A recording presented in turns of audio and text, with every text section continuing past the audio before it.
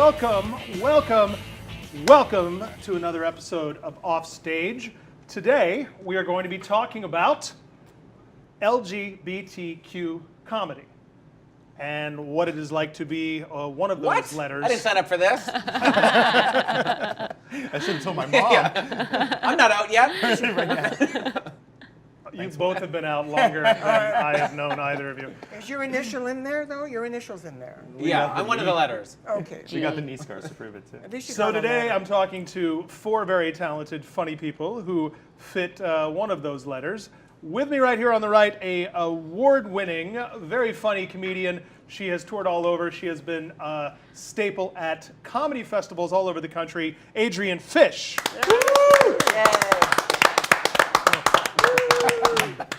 He is one of North America's most acclaimed stand-up comics. He has been a TV personality and is the producer of both Big Brother Canada and Big Brother United States. Please welcome Trevor Boris. He is not only a very funny comedian, he is also an actor and has toured all over North America with his own one-man show. His name is Danny Adhim.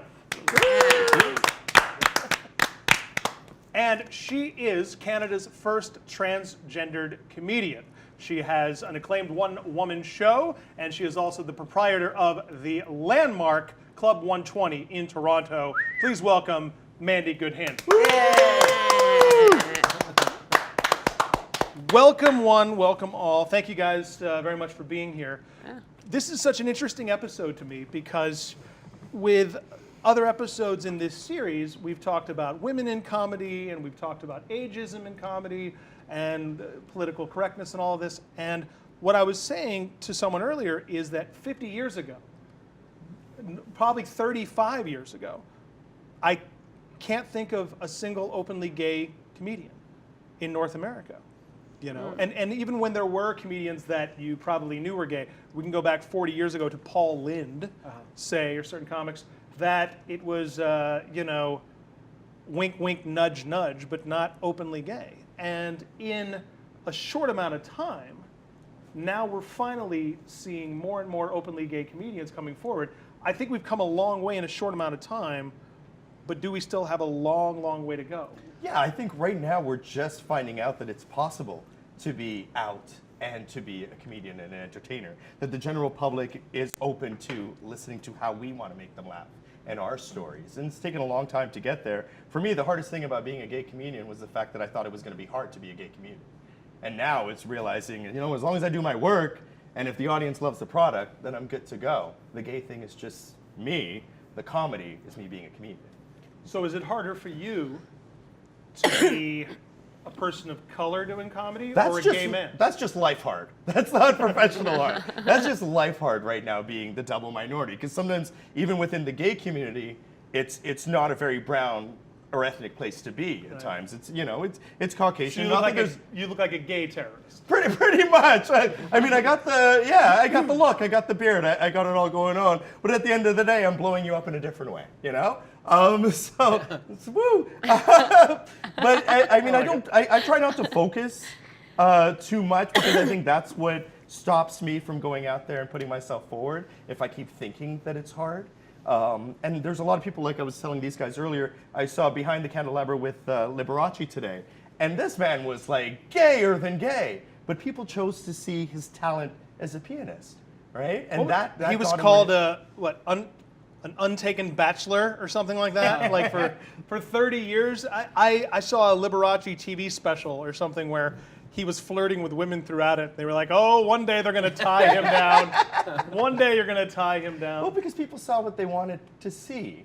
And I think for us, we just got to hope that people laugh because we did something that made them want to laugh. Not, you know, I don't want to do a pity laugh because I'm gay. I want you to laugh because I worked for it. I'm just happy I'm not on the old person panel. Yeah.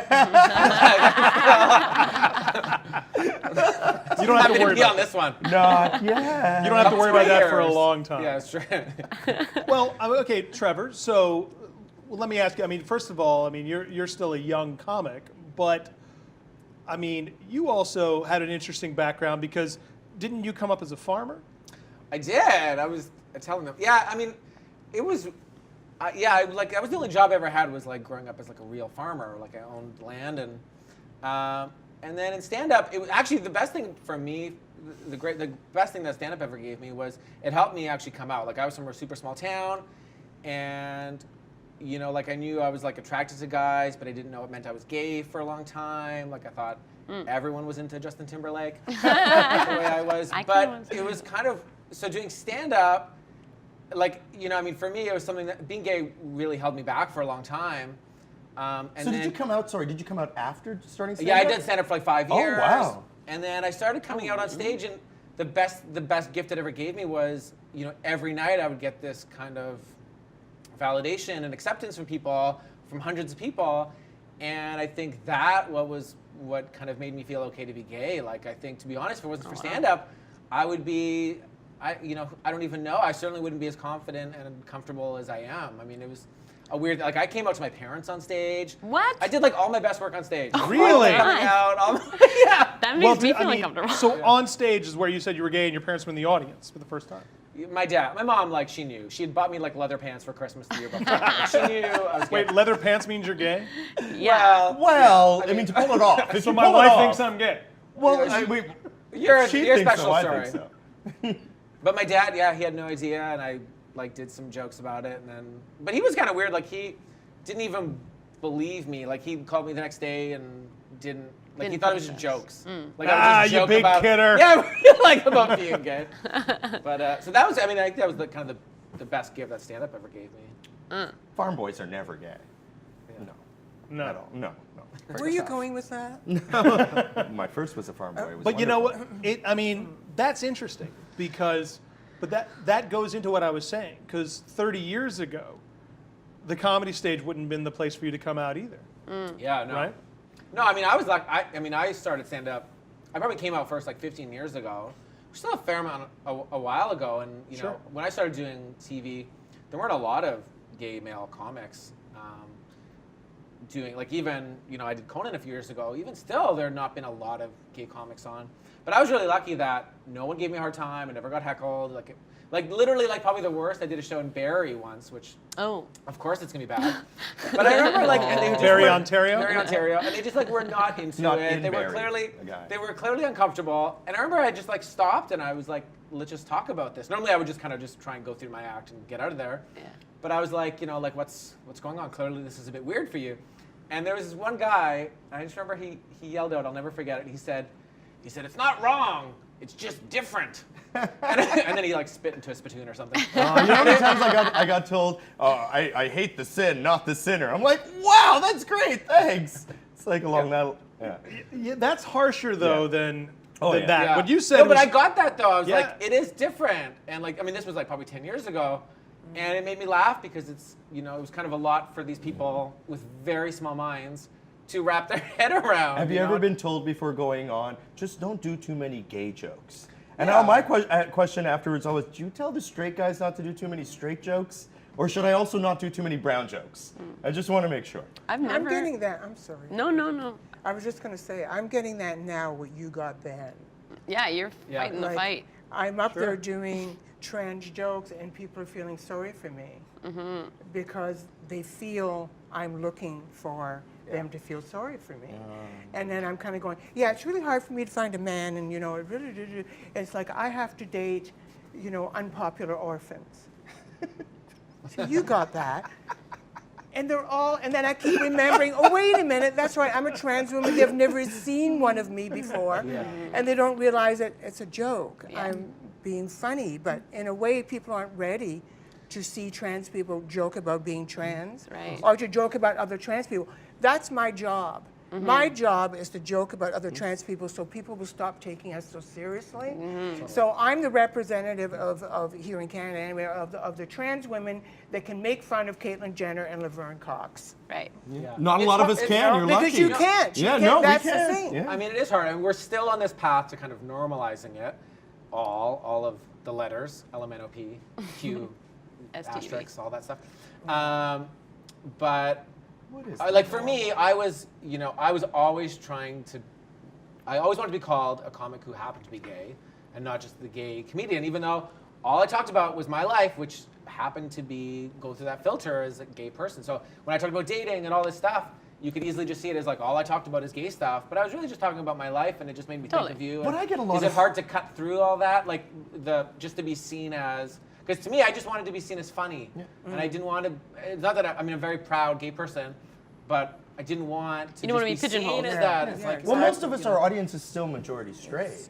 And what I love is at the end of the day, they're still able to connect to our stories because they're human stories. So when you hear them laughing, it gives you such a great validation that you've just connected to somebody that lives a total different lifestyle than you, but you connected to the humanity inside of them, like all comedians do. I can only speak for the audiences in Toronto at this point because I haven't done a lot of touring yet.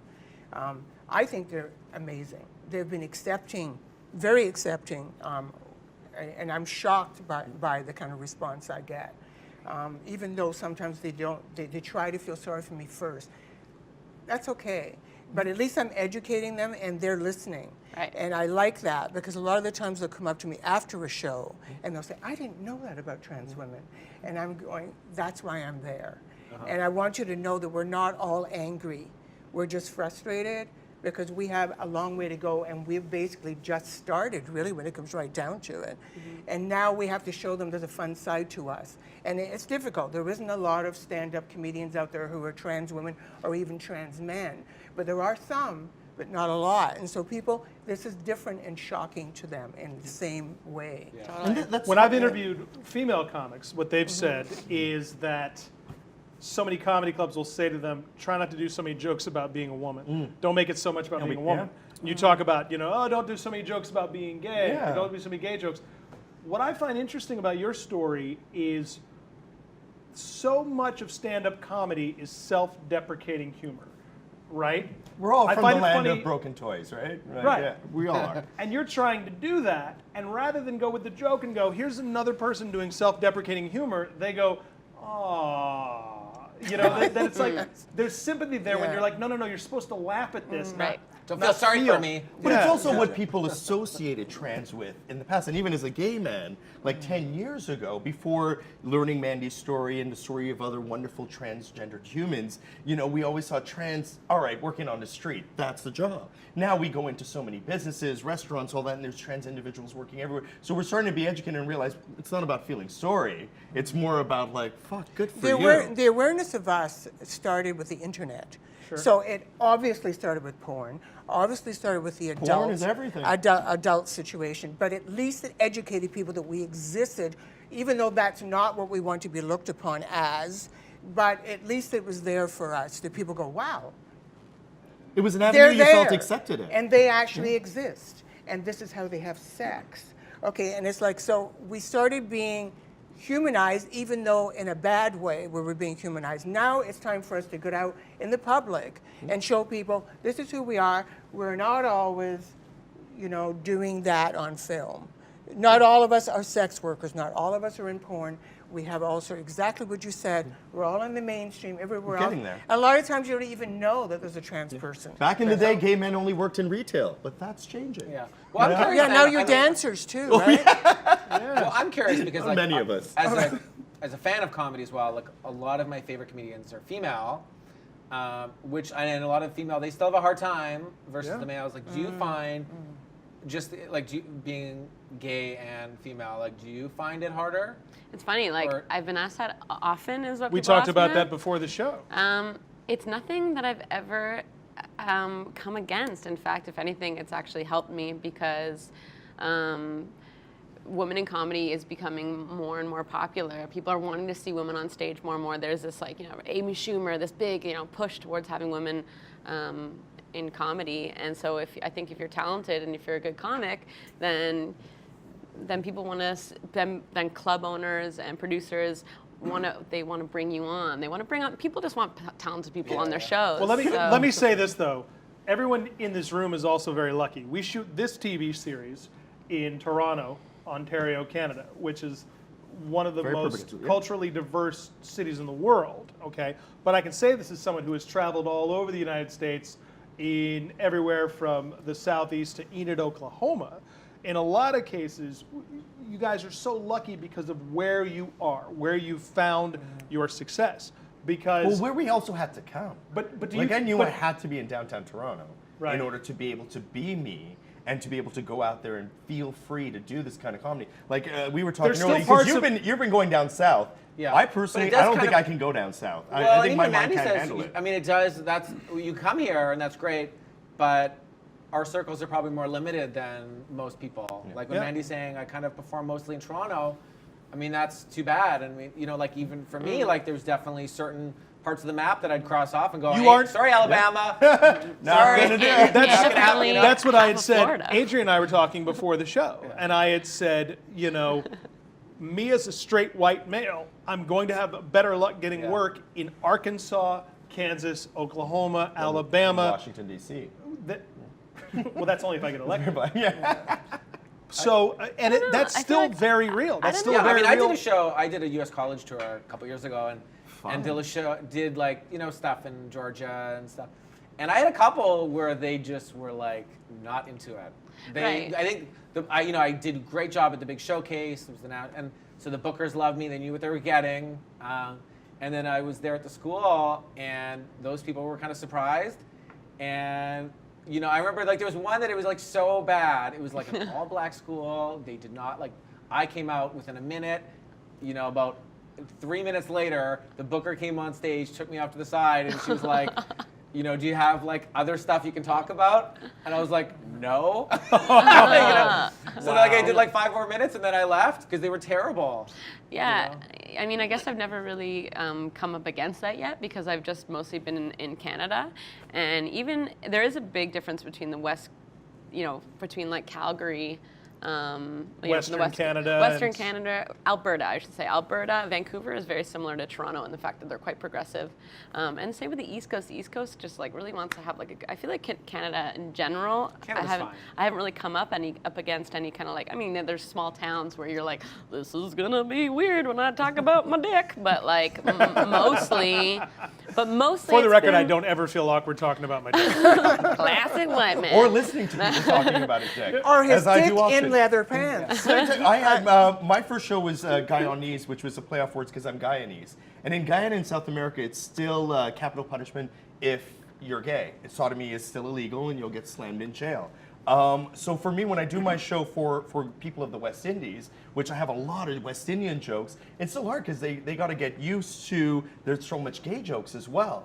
But at the end of the day, I think that they come there, you connect through them. There are times where it's absolutely crickets, and they're just in shock at what I'm talking about. They don't want to hear about my butt sex, but I want to tell them about my butt sex. And in the end, it's a struggle, and they'll laugh, and they'll get there, and then we're all laughing about my butt sex, and it's rewarding. But then they go it's- home and pray Yeah, about but just you. like Mandy, one of the things that I've had to learn, if I'm going to do anything for that young gay Guyanese boy or girl or trans or whatever they are, then I got to take that crap and take that silence and just keep pushing through. And then the next generation is hopefully going to have an easier time being themselves on stage. You're absolutely right. Just like That's- Trans After that's You what now it's is going to about. have a way easier time than One of the than you reasons have. that I do not tour right now, it's not that I don't want to tour, it's because I have a business to run with 120 Diner and Club 120, but I do plan on touring. The only problem is if I tour in the United States, I have to hold my urine for so long. I have to be careful. Right. Because there's only so many bathrooms you can Sure. use. Right. And then you Don't gotta they leave a bucket for you, gotta, Mandy? Yeah, I have a bucket. Okay, good. And I have that now. And it's got like Mandy on the The side. thing is, it's like It says Offstage with Warren Anderson. great name for a show. Is that what the bourbon is? But the thing is, it's like I will not know which state I have to hold my urine in, and so I have to learn all that. So that's a lot of work, like ahead of time. Well, judging An by awful lot of the work. election, like a lot of the states, you're gonna have to hold your urine in, like way more than we ever A thought. lot more now, right? yeah. So- But I will Yeah. tell you, going back to that, not just Canada, but I mean that when I say, in so many ways, you guys are lucky to be North American comedians, not just Canadian. Yeah. I did a show in the Bahamas years ago. I used to go and play a resort in the Bahamas every single year. And I had no idea, you're talking about a place where parts of the Bahamas in the Caribbean, homosexuality is still illegal. And I made a joke. The MC of the show was Bahamian. And after he introduced me, I made a joke where I called him gay, jokingly. Ooh. And he was so angry Yeah.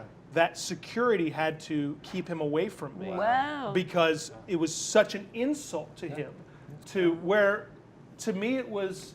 Because the majority It's of not an yeah. insult. It was a joke, but it wasn't. You're like an in insult. Canada, I yeah. call people gay all the time. People call me gay all the time. Well, in the West Indies, it's Danny like- wishes I was gay all the time. I really don't freaking care if he's gay or not. I'm gonna hit that if I want to hit that. Yep. Listen, in the West Indies, it's That was a very they gay come. thing to say. Yeah. In the West Indies, they all come from small villages, so there's Yeah. so much shame associated with it. Like my mother still has a hard time because from where she came from, 1943 Guyana, it was like if you had a gay person, they all made fun of him and they talked about him and all that. She just didn't want any of that happening to me. It was one of the things that I had to Sure. learn about that relationship. So I mean, they're gonna get there, I hope, eventually. But like I said, it's like more of us coming out, doing our stuff, being funny. I just love what you said before about being women in comedy, getting an opportunity now. Doesn't it frustrate you that Lucille Ball was like 50 years ago? Beautiful, incredible woman in comedy, and 50 years later, we're still saying now But it women in wasn't comedy are getting a stand-up. shot? She was not doing stand-up. But She it was a had woman in comedy. You know, I understand that, but she was doing a TV show. There's a big difference. Oh, right, between- Joan Rivers stand-up There's a 50 big years difference ago. between. Yeah. There's a big difference between being thrown into a small town club Okay, fair enough. Fair enough. as, unfortunately, still a woman, still even a gay person, and definitely as a trans woman. But that's what we have to do. Well, the world has simple. been telling us, Because women can't do otherwise everything. we can't. Can't Otherwise, be president. otherwise we can't educate, and that is what I see comedians are. We're educators, whether people want to acknowledge that or not. We're educating people to either one, relax and fucking laugh every now and then, or two, realize that we're all human, and let's come into a place and just enjoy ourselves and have fun and not judge. Well, you know? okay. Let me ask you this though. I would say this, and I believe this. Maybe I'm ignorant, but I do believe this. I believe that all LGBTQ acceptance is not created equal, and I would say that right now, you would have the hardest time touring North America. The two of you would come in second under that, and you would get to come in first. Totally. I mean, that's actually Like easiest for me. I absolutely believe that. Yeah, I Absolutely. totally- Because Well, we you were got talking. great hair, great complexion, you're funny, you're good. Look at us thing. It's easy. But we were talking about. Straight guys love that. We were talking about Ellen DeGeneres earlier, okay? Ellen DeGeneres, it's been, what, over 20, 24 years since she came out, right? Yeah. But it was only a few years later, people were still arguing whether or not men would kiss on Will and Grace, Right. right? Yeah. It's still Yeah. something that doesn't Yeah. go on television Well, with men. and that's what's interesting is that, you know, in terms of like, yeah, like we've come a long way, and I have no trouble getting booked in places and that. But and you look at like lesbian comedians, and there are a lot of famous ones, from Rosie O'Donnell to Ellen, and there's others, Rosie I'm sure. O'Donnell was famous long before she came out. Yeah. So was Yeah, Ellen. yeah, yeah. Ellen But- had a TV show. That's She had- true. Too. I mean, we all believed that she was straight for a while, right? Yeah. She was in a movie. There are still no mainstream, like very well-known gay, like no male has broken through yet, Yeah, though. I agree. In terms They of all the came stand-up, out like- there's none like yet. there's- It's well, cult yeah. following. They have a cult following, right? You have, that one guy. See?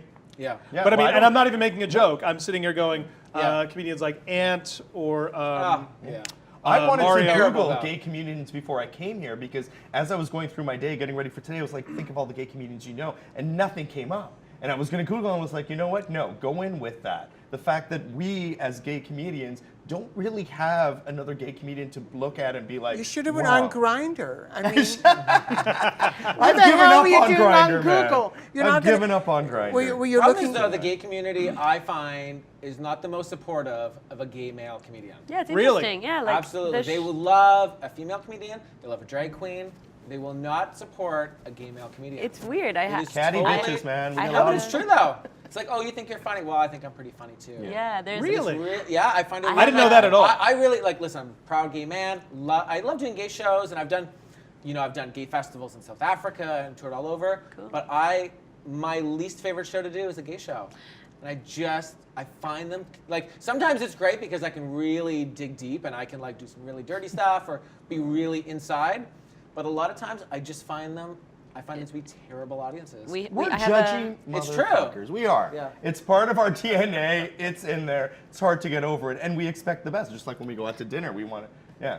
But I've had female comics on this show who said that about women, that the hardest audience to reach is the female No, audience. I would totally disagree with that. First of all, I think that when I was a woman audience pouring for other women, Yeah. those are like those are the best shows because women are so 'Cause you supportive. love I being was But, really in term- supportive. but for gay men, Because I we have had four. Wait, the let her four- back me up here. I have Let her- I have a show called Church Street Comedy. Happens once a month, and Slow down and say it to the camera. Plug it. Church Street Comedy once a month, third Sunday of every month at Pegasus. Anyways, we have female I didn't even know that headliners. existed.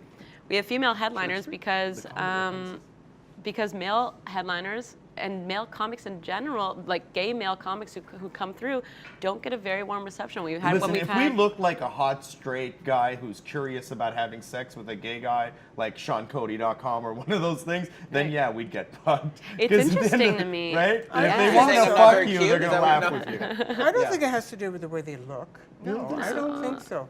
I think show business always has to do with the way you look to some degree. It's no. What I meant That's was with the for gay gay audience. man is what I meant. Yeah. Okay, with the gay man, even if the male comic is gorgeous, it really makes no difference. Gays are funny that way. Okay, I'm telling you, I used to be one. Okay, We're our own worst And- enemy. and it's a very True. it's a very frustrating And you thing. gave A it lot up. of them, excuse me, a lot of them are a lot of them are sitting there in the audience. Okay. Thinking exactly what you just said. I can be funnier than Yeah. that. My mother told me. Okay, or I make my friends laugh. Or they're sitting there watching someone like me and going, I'd look better in that outfit. You know, Yeah. and this is the problem, is they can't just relax and just enjoy themselves as an audience. But there is a lot of good. They come down to my place, for example. A lot of the gays come and see my show. Okay, they get it because they're not the village gays. And there's a big difference. There's the people who live gay and the people who are gay. And the ones who live gay, Both good people. they just seem to, I never said they were bad people. No, I'm just. Okay. Where are you going with this? All right. So anyway, you just ruined my train of thought. Sorry. I'll never come on this show again. No, it was me, not Ward. Ward's amazing. Okay. I will come on his show, but No, not with you. No, again. I'll never have a show. No.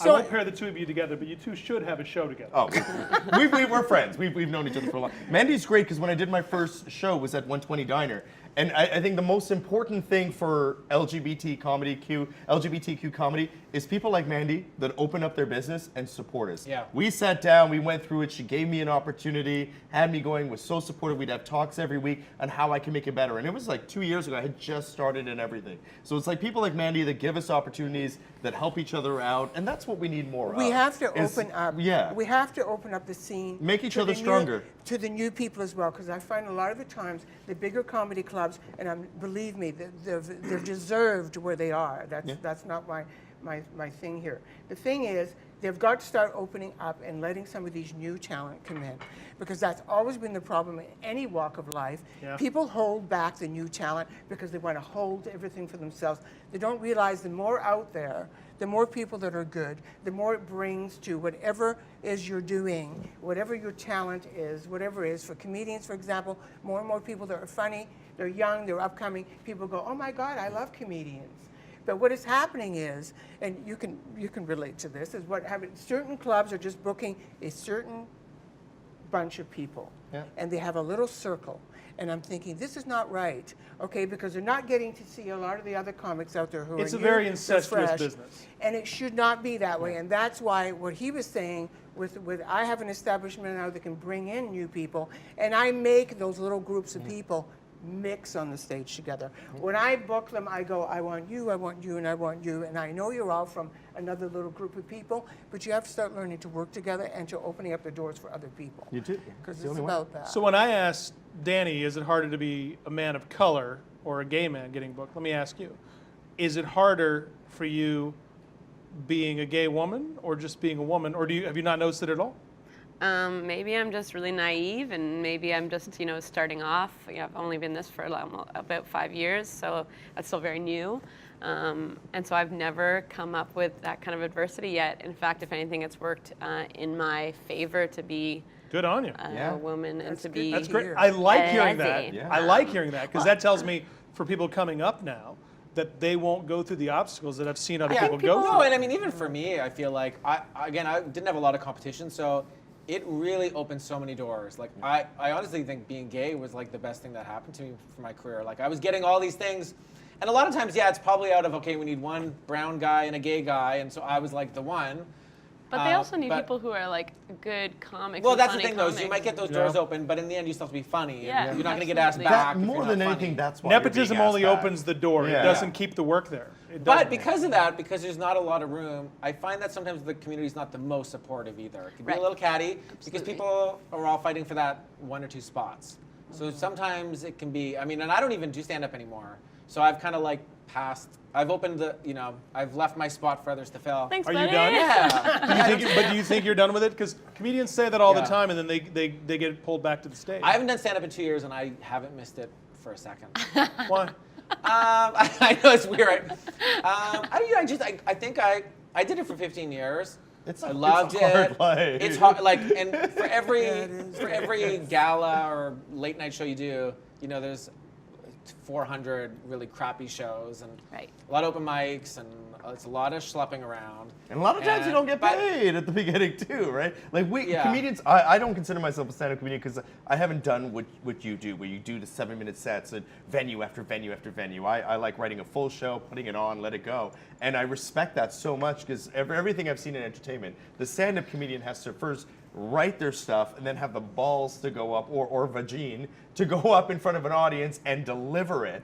And then a lot of times these clubs, there's 3 people, 4 people. A lot of times they're just our peers, right? And it's a lot of work. And sometimes you're But not even getting when you paid. get to the point, I got to the point where I was playing a lot of theaters and I was doing a lot of TV. It's still, for me, part of it was I did a lot of the things I wanted to do in stand-up. And then I was being challenged by producing and I was loving that. Those opportunities instead. And then also I just kind of wanted to take control of my career too. It's really hard waiting for the phone all the time and being at the mercy and the whim of producers and people. But I it's could really see- hard. I've got friends, I was in LA the last 6 months, and I had a really good producing gig at CBS. And I've got really funny stand-ups like Deborah DiGiovanni, some of these people who are like forces in comedy. Yeah. And they're just not making any money. And they're out there killing. And I'm like, I'm not half as funny as them. And it's really hard to see that. I'm like, I'm too old to be living like a broke student. How are other in LA? because I haven't been around the two of you Anywhere, have lost- anywhere. Comedians all over the Yeah. world are living like broke How are other students, LGBT even when they have their own comedians- TV show? How are other How much are we getting LGBTQ paid for comedians with you? Like in terms of support, when you go out and you meet another gay guy or a lesbian or all that within the circuit, how are they with you? Well, I think people were pretty good with me. I think some of them would just wanted me dead to take my spot. Yeah. But That's what I was wondering. Yeah, gay, It's straight, or so otherwise, black Yeah. right? Now, Yeah, I can see you, Trevor. I can see you also being drawn to production, producing, things like that, because unfortunately, comedy, the business of stand-up comedy, isn't always the business for go-getters, because you're at the mercy Yeah. of people who aren't. The most creative people in show business are always at the mercy of the least creative people Sure. in the business. No, but I did the show Video on Trial in here for 9 years. You and a I did show it that together. Right, yeah. So it was, very popular for a long time. And then I got an opportunity to produce on it, which I jumped at, because to me then I can control who's on it, control my screen time. Control. Lots more Trevor those years. But there were You people gave me who, my first job in Canada. Yeah, okay, wow. There you go. Now I feel old.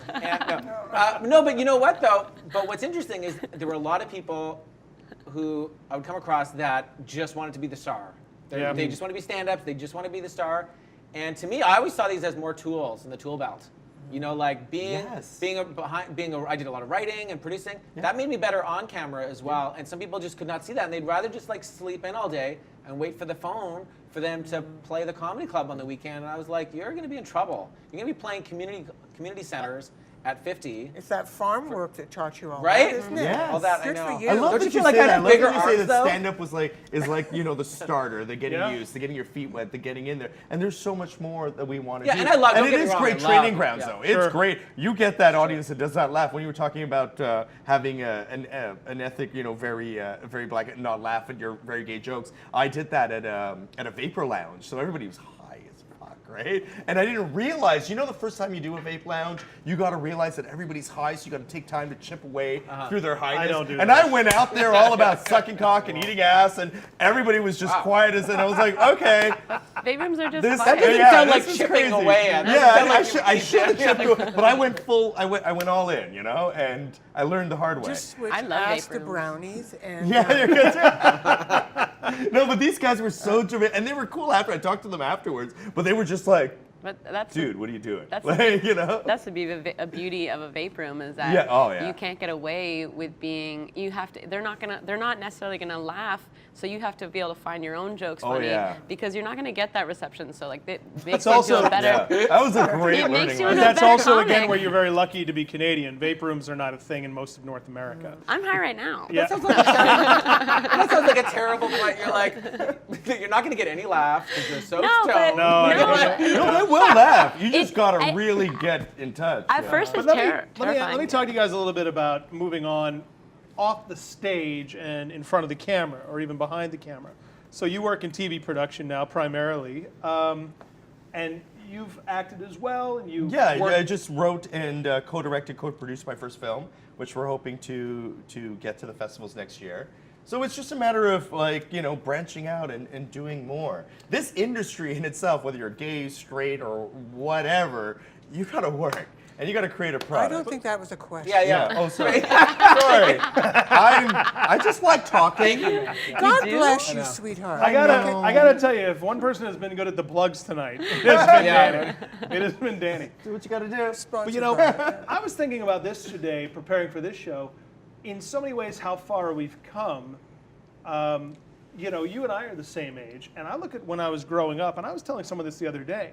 If you look at the way gay and lesbian characters have been portrayed for years, I told someone for the longest time, and still to a degree, when you had lesbians on television or in movies, it was done for titillation. Right. When you had gay men on television or in movies, it was done for comic relief. Oh, yeah. Right. Will Right? and Grace was all about making fun of the gays. But it helped because it got people comfortable with us. But it managed to do a little of both. It managed to have the flamboyant gay stereotype character that was the comic relief, and then the straight-laced, seems straight gay character, right? Laughter's a unifier. We're all laughing together. We're getting more comfortable. But look at how we're finally moving away from that, where they were going. You know, a gay man doesn't have to be the stereotypical effeminate comic relief character. Moonlight. The lesbian character doesn't have to be done for titillation, or oftentimes it was the angry, the butch character. You know, this kind of thing. We're finally getting away from that. As some I of the sit here shows, with my legs like this, everyone else is crossed. Go on. Sorry. But I look at when I was growing up, and I've said this before. I think you and I have talked about this before. Growing up, look at some of the most innocent comedy of the '80s. John Hughes, The Joke. If you wanted to put a friend down, you called him fag. Yeah. You called him faggot. And this was, and I grew up as someone who grew up in the southern states. I grew up, and it didn't even mean gay. It was just this insult that was thrown out. And you look at someone like my wife, who was 11 years younger than me, never grew up like that. It was never the joke. In so many ways, we've come a long way. In Teen Wolf, a Michael J. Fox PG-rated movie where he's a werewolf, there's an entire joke between two guys about, are you a fag? I'm not a fag. He's a werewolf. He was practically a bear. How gay can you get? But it's something you wouldn't see in your teen movies nowadays. And yet, if you look at any teen movie, from 16 Candles to The Breakfast Club, at some point, that's the smart-ass crack. That's the joke to the person. And I Is think this in a a It Gets relative, Better commercial? Is that what's happening? but in a relatively short amount of time, we've gotten away from that, haven't Yeah. we? I mean, Yeah, in some yeah. Well, degree. no, listen, the more exposure we got in the 80s and 90s got people comfortable with hearing about. I mean, my first gay character on TV growing up in the 80s was Jack Tripper. And he wasn't even gay. He was just pretending to be gay to live with two women. And Mr. Furley and Mr. Roper, like, that was the only thing they could accept, is if he was gay to live with two women. And for me, I really enjoyed watching Jack Tripper. As much as he was the joke, it made me realize that I wasn't the only gay person out there. You know, so whether or Did not... you know you were gay back then? Oh, fuck yeah. I mean, for as long as I can remember, I knew that there was something very different, and I had a different Trevor, you connection with didn't. men. I didn't know. I mean, and that's Will and Grace was that first show that, I mean, he was like, Will was my first gay best friend. Yeah. And that was really one of those shows that kind of changed it. And it's funny because now I work on the lot next to where it was filmed. Cool. And like so every day I pass by where it was filmed. And I Bugs feel Bunny really- was my first gay best Oh, yeah? friend. Every time he dressed up as a girl, I was like, oh my God, What there's does somebody that else. make No, but gay? I mean, Well, that's... no, not necessarily, but at that time in the 80s, it was the only time I saw a character being Camp. well, effeminate, because at that time, I was effeminate, and that's what made people call me gay. So when I saw a character being effeminate, I was like, I'm not the only one that's like You know that, what right? the other thing is that to go on with your point. Although there's nothing wrong with being effeminate, trust me. Yeah. Nothing. Thank you. Yeah, just To go on, nothing wrong with that. To go along with your point there about the derogatory, how they used to use that against gays, Yeah. the derogatory queer and fag and everything else. Now gays, they own it. And now that they own it, they're showing they're not scared of it. So people don't use it as much because you know what? It doesn't scare you anymore. And this is the same thing with trans people. The more trans women out there get afraid of terms like tranny, she-male, ladyboy, the more people are going to use it against us because we fear it. And we have to show the opposite.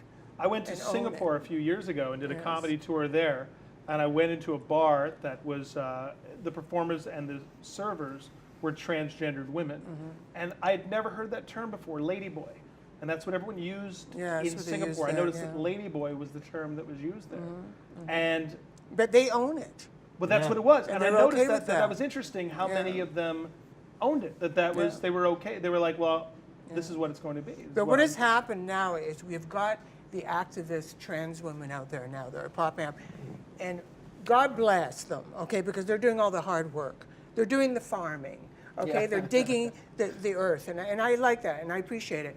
What I don't appreciate with them is that they're telling the rest of us how we should act and how we should speak. And they're not going to be ready for me when I start touring. And all of a sudden, they've got a trans woman up there making fun of being trans, making fun of trans people, but bringing everybody in and educating them because they won't give that opportunity. That's the unfortunate thing. They will block off. They will not give you the opportunity of going, wait a minute, there's a punchline coming. When I did my musical, it was called Tranny. There was I've only seen it. two. Yeah. Only 2 trans women showed up to that show. 2, only because they were working for the media and they wanted to do a story on it.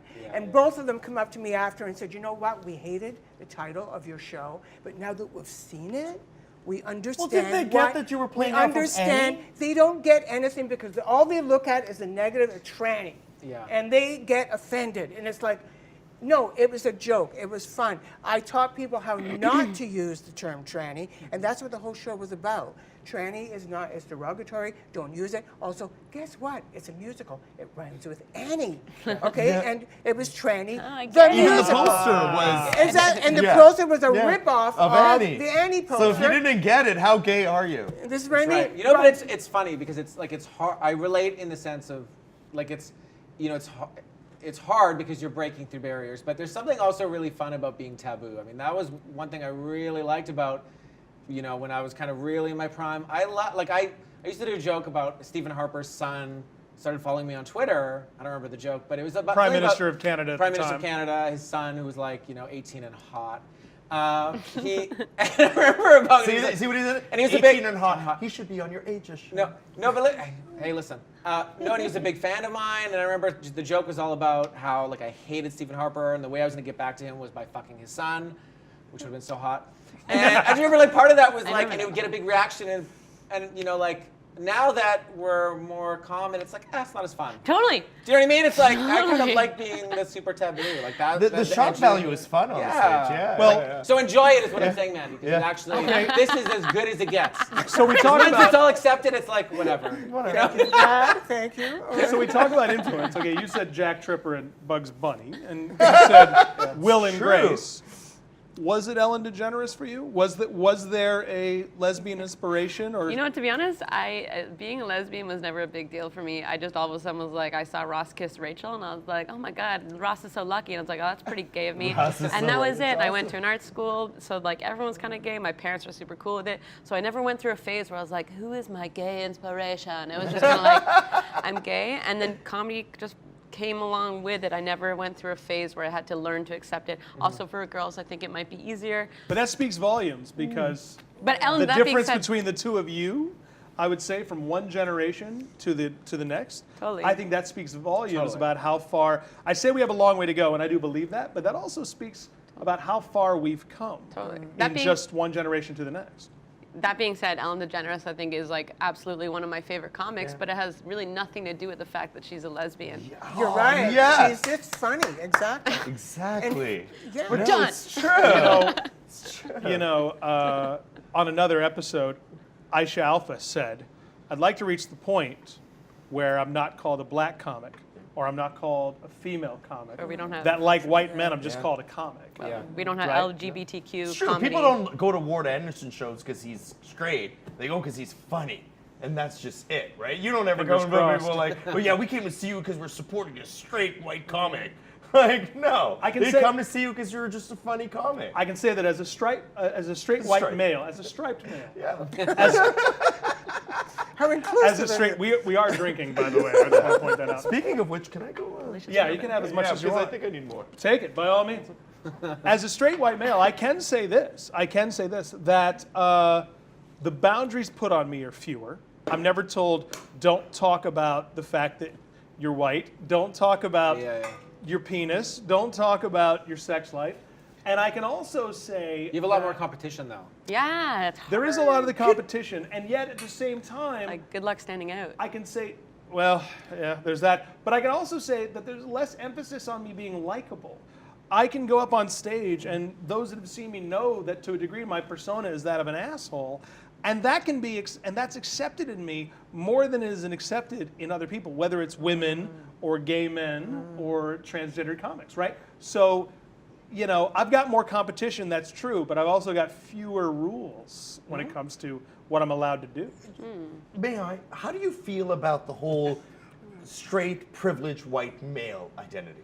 Does that bother you? Because I've been Well, asking look, a he's lot the of one sitting there, and we're sitting here. because he's worked for it. Because he's worked for it, not because he's a straight white man. But because I've been talking to a lot of it's been coming up a lot about how the straight white male feels about this identity that they're privileged. Because I know a lot of straight white males that are far from privileged. So do you get offended that we, the minority, put that on you, that you're privileged? Speaking personally, I can only speak for myself. Of course. I can tell you, if I had a TV show for every time I've lucked into a TV show in the city, you know what? I think that in show business in general, that we honest to God discount how much luck plays into it. And I'm not trying to diss anyone's talent. No, you're right. And I'm not trying to disrespect anyone's work ethic. I'm not trying to say that. But I can say, as a person who feels he has busted his ass for 20 years, do not ever underestimate right place at the right time. Yep. And I wholeheartedly As do long believe as you that. are also white and male and straight. So lucky, you lucky straight white man. Right place, right time. And right with You're that- so lucky And white with that, straight. I do want to thank everybody on the panel. Give yourselves a round of applause for being here. Thank you. Yay. Excellent. This has been Offstage. I want to thank everybody who's been here. Adrienne Fish. Cheers. Thanks. The man behind the curtain, Trevor Boris. Guy on knees, Danny Adhim. There he is. Soon to be racist brown guy. And of more course, plug. the always talented Mandy Goodhandy. Thank you very much. It's a Thank you, pleasure. panel. It's a pleasure. And you know what? We hope that whenever we have the conversation, you join us off stage.